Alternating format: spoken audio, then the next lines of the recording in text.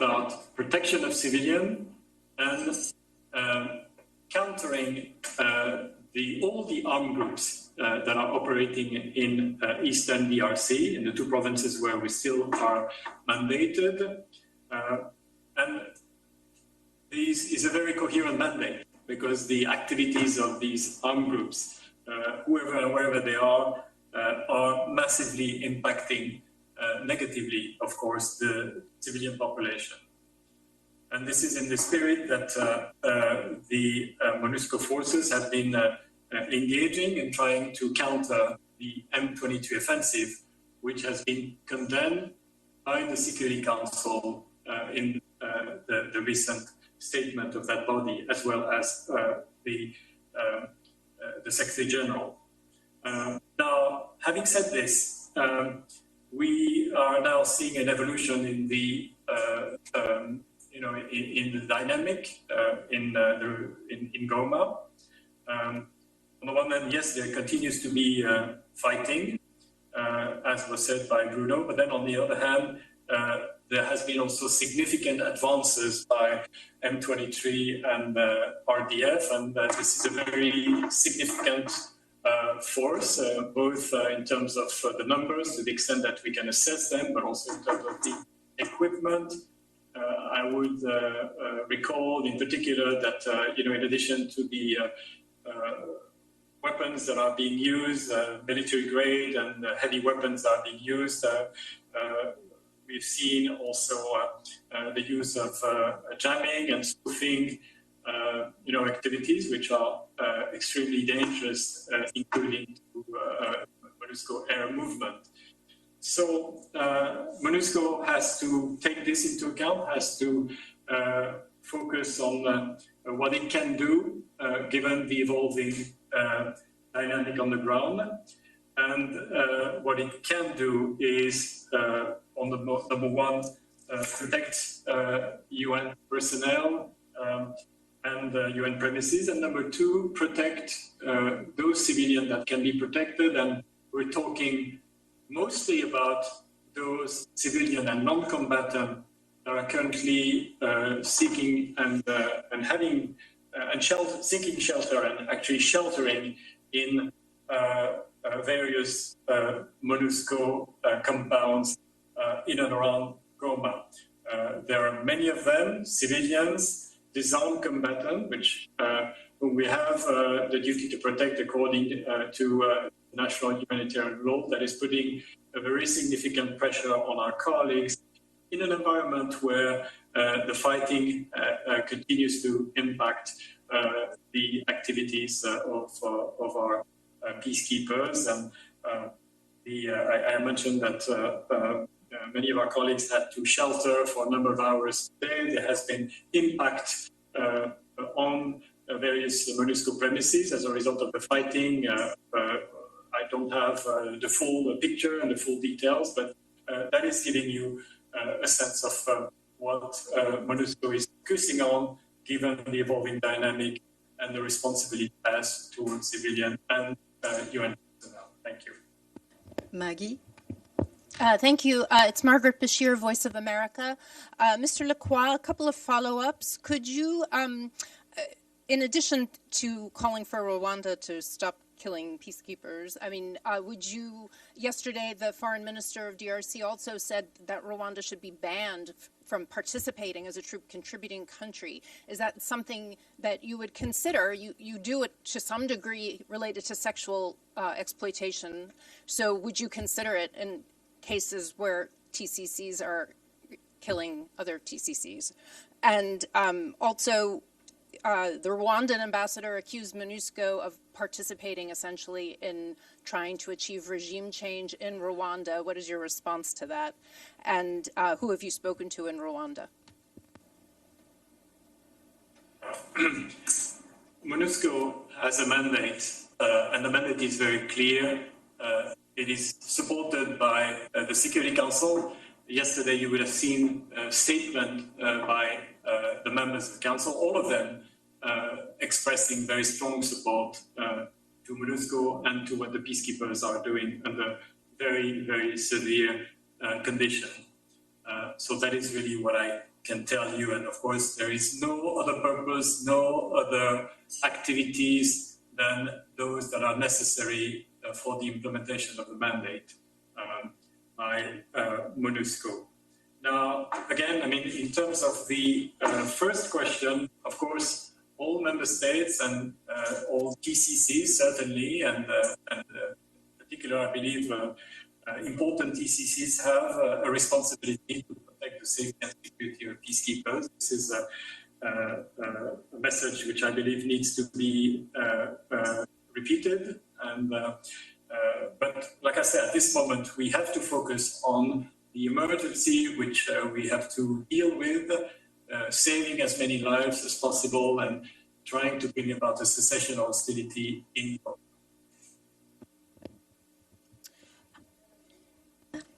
Congo. Banja Damlala, Pass Blue. This is follow-up to some of the Rwandan questions that you've gotten. Are there specific steps being considered to address Rwandan TCC status? Is the peacekeeping department in conversation with AU regarding this? Thank you. Thank you very much. And I have to really, in response to that question, only repeat, what I've told, what I've said in response to the previous question. I don't have anything to add for now. Thank you. Come back to the room. I want to give the floor first to Carrie Newton from RFI, and Carrie will ask a question in French. You can answer in French, and then, if possible, just quickly summarize as well in English. Carrie, go ahead. Merci beaucoup Stéphanie. Messieurs Lacroix, messieurs Lemarquis, bonjour. J'ai 3 questions en fait en français. Alors une première déjà pour monsieur Lacroix, ça va être beaucoup de répéter ce que vous venez de dire, mais c'est vraiment pour qu'on ait les réponses en français. Comment les soldats de la MONUSCO sont-ils impliqués sur le terrain en ce moment, ces heures-ci? Comment peuvent-ils soutenir les soldats congolais dans ces heures où vous avez dit la dynamique est encore très fluide à Goma? Ma deuxième question, elle est aussi pour vous. Comment l'ONU est-elle impliquée dans le dialogue diplomatique entre la RDC et le Rwanda? Est-ce que vous pouvez un petit peu nous détailler toutes les implications, tous les coups de fil que vous avez eus avec les dirigeants de ces 2 pays? Et puis une troisième question pour monsieur Lemarquis. Combien de personnel de la MONUSCO est sur place actuellement? Où sont-ils? Quand pensez-vous pouvoir les évacuer puisque l'aéroport est fermé? Merci beaucoup. Alors, la première question, c'est-à-dire ce que les priorités sur lesquelles se focalisent les collègues de la MONUSCO et en particulier la composante militaire, eh bien, il s'agit, compte tenu de l'évolution sur le terrain, des dynamiques qui ont changé avec des avances significatives du M23 soutenu par les forces de défense rwandaises, même s'il continue d'y avoir des affrontements significatifs à Goma, la priorité ou les priorités sont d'abord de protéger nos collègues des Nations Unies. Je rappelle, y compris les actions consistant à faciliter la relocalisation de très nombreux personnels internationaux et nationaux. Protéger également les différentes installations, les enceintes des Nations Unies, ce qui est important à double titre. D'abord parce que c'est notre devoir également, ça fait partie de notre mandat, mais aussi parce qu'il y a de très très nombreuses personnes qui ont trouvé refuge dans les différentes installations, les différentes enceintes de la MONUSCO. Je l'ai dit tout à l'heure, à la fois des civils, mais aussi des combattants des armées. Nous avons, en conformité avec le droit international humanitaire, la responsabilité de protéger ces personnes. Et cela fait peser sur la MONUSCO, sur nos collègues, une très forte pression.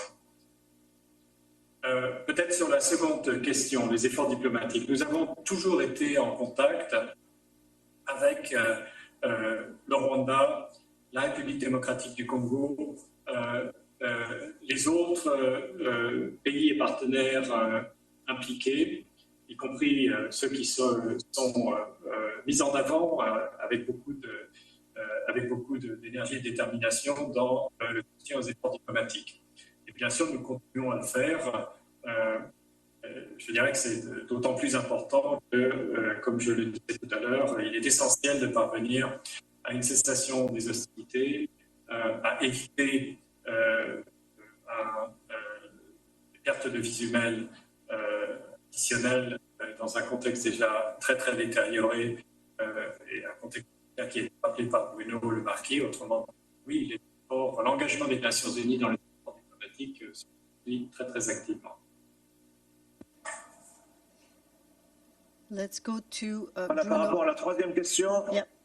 Allez-y. Donc, le personnel civil des Nations Unies est composé donc du personnel civil de la MONUSCO et également du personnel civil des agences, fonds et programmes des Nations Unies qui opèrent à Goma. Donc, nous sommes en train de réduire notre empreinte sur terrain en réduisant le nombre de staff qui n'est pas absolument critique, dont les fonctions peuvent être conduites d'ailleurs qu'à Goma, pour ne garder que le personnel absolument critique pour des activités telles que, du côté de la MONUSCO, par exemple, l'appui à la force militaire, à la composante militaire, la protection des civils et également tout ce qui est l'assistance humanitaire pour sauver des vies. Merci. Ça représente combien de personnes, Monsieur Lemarquis, tout ça? Bon, je ne vais pas partager les chiffres ici. Nous réduisons très significativement notre présence à Goma pour ne garder que les gens dont on a absolument besoin dans cette période difficile. Oui, mais on a besoin d'avoir une idée de combien vous estimez qui est vraiment de personnel critique. Est-ce que c'est 15% de la MONUSCO? Est-ce que c'est 10% de la MONUSCO? Est-ce que c'est plus? Alors, je ne parle pas de MONUSCO, je parle de tout le personnel civil des Nations Unies. Donc, je vais donner deux chiffres. Nous avions 1700 civils au total. Voilà. Et je ne sais pas à la fin combien on va garder de personnes, puisque en fonction de l'évolution de la situation et de l'élévation du niveau du risque, ce qui est en train de se passer actuellement, on redéfinit petit à petit ce qu'on appelle une fonction absolument critique. Et est-ce que vous pouvez nous dire où est-ce qu'ils sont en ce moment? Parce que je pense que M. Lacroix l'a dit en anglais tout à l'heure, qu'ils étaient à la fois sur une base et à la fois à Kinshasa. Est-ce que vous pouvez nous donner des détails en français, s'il vous plaît?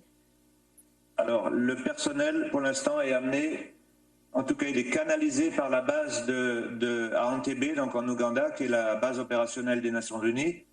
Et le personnel, une partie du personnel également est amené à Kinshasa.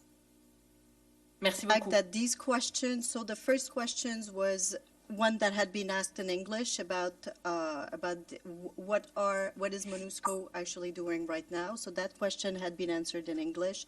Second one that Mr. Lacroix answered was about diplomatic dialogue.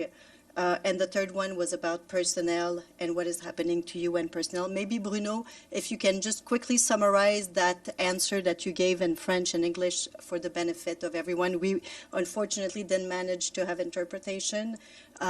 So if you can just summarize that in English briefly.